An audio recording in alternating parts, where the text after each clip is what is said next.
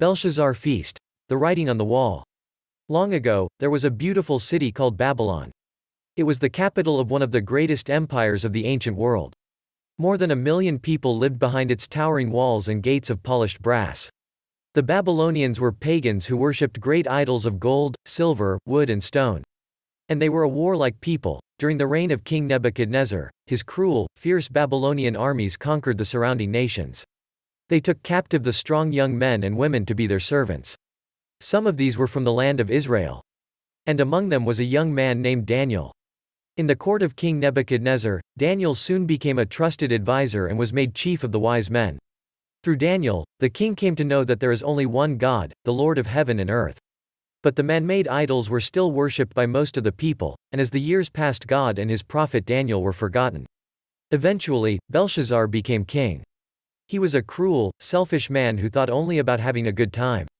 Although he was Nebuchadnezzar's grandson, Belshazzar did not believe in God, and under his rule the city of Babylon was full of wickedness and sin. As Daniel saw the foolishness of the people, his heart was sad, and so he prayed and quietly waited for the time when he could again be of special service to the Lord. And that time was soon to come.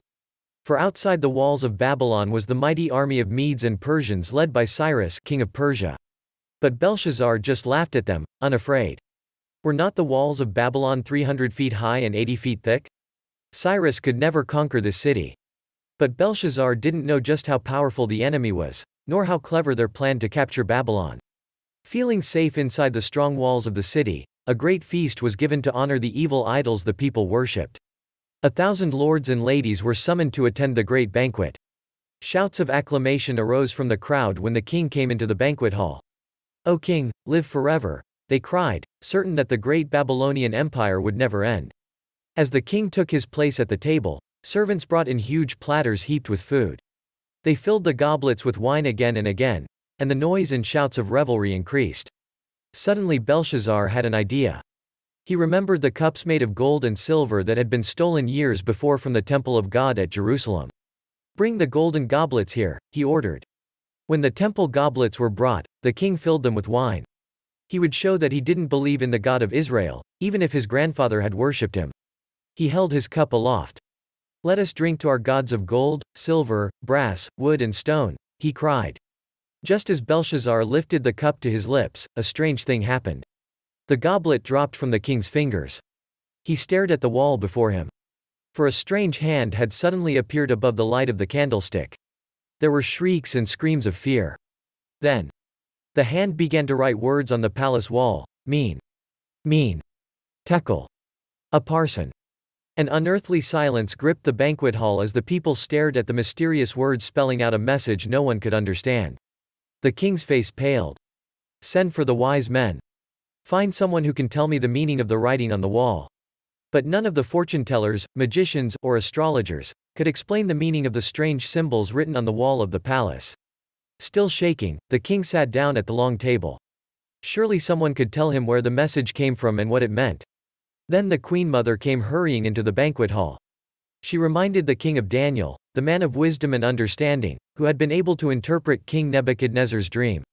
When Daniel was hastily brought to the king, he refused the great honor and wealth Belshazzar promised him if he could read the writing. Instead, he reminded the king of his grandfather, Nebuchadnezzar, who had come to realize that his great wealth and kingdoms were given to him by God and who had worshipped the Lord in humility. "But you, Belshazzar, you are proud and vain. You have not humbled yourself before the God of heaven, but have defied him. You have taken sacred vessels from God's temple, drinking wine from them and praising your dead idols." Daniel told the king that the message on the wall came from God. "And this is what God says to you, Belshazzar. God has numbered the days of your kingdom, and finished it. You are weighed in the balances and found wanting. Your kingdom is divided and given to the Medes and Persians." And outside something was happening. The great enemy army of Cyrus, which had been camped outside the city for 2 years, quietly began to move. Soldiers crept into the city and opened gates. Soon the army swept down the streets. Guards were slain. But no sound of warning reached the banquet hall. Suddenly a terror-stricken guard appeared on the steps. "The enemy! The enemy is in the city!" Belshazzar fled in terror before the first wave of soldiers, who were already within the palace looking for him. For they knew that once the king was slain, the city would soon surrender. As Belshazzar glanced behind him, he could see he didn't have a chance. The Medes were gaining on him. Cruel eyes glittered mercilessly into his own. Harsh hands gripped him. And perhaps then Belshazzar realized that his life was being cut short and his kingdom finished because he had dared to mock God. Long before that day, Belshazzar had made his choice to live for the pleasures of this world. He had turned away from God to worship idols of wood and stone. As Daniel reminded him, Belshazzar knew that God ruled over all, but the king had dared to defy the Lord. So the proud and beautiful city of Babylon was destroyed, and the king and people with it, for they had despised God. Do not be deceived. God cannot be mocked. A man reaps what he sows. If you like this video, give it a thumbs up. Share and leave a comment. Subscribe.